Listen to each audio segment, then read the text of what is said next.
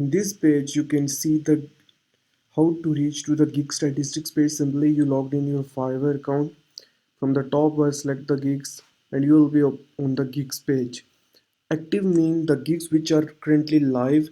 Pending approval, for example, if you have made any modification in your gig and it's not currently live right now, that gig will appear in pending approval.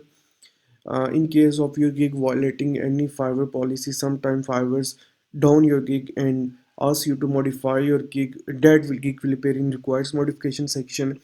Draft, if the gig, if you are working on some gig and you saved it as a draft, it will appear there. And some gig which is denied by the Fiverr, which violated the Fiverr TROs, that gig will appear in denied section and you can't restore that gig. The only option is to delete that gig, or sometime you can contact the customer support. Might be it work, but most of the time it won't work.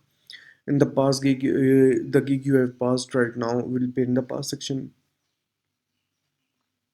General analytics you will see on the gigs page are the number of impressions, like your gig appeared to dash number of impressions on the Fiverr ranking page. If someone clicks on your gig, it will appear, it will increase the number of clicks of that gig. The number of views, if you someone go through your gig page, number of orders you received order against that particular gig in last 30 days, 1 month, 3 month. There are different filters you can apply on that gig.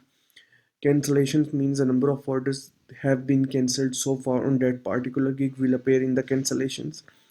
In the graph view, you can also view social gig views and conversion rates. We already discussed about that. There are some other information, number of orders and the average delivery time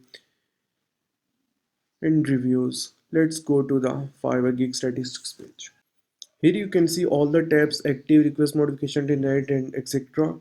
And also you can see impressions, orders, and the filter tab. You can change the filter and all that settings from here. Here's the gig analytics complete overview.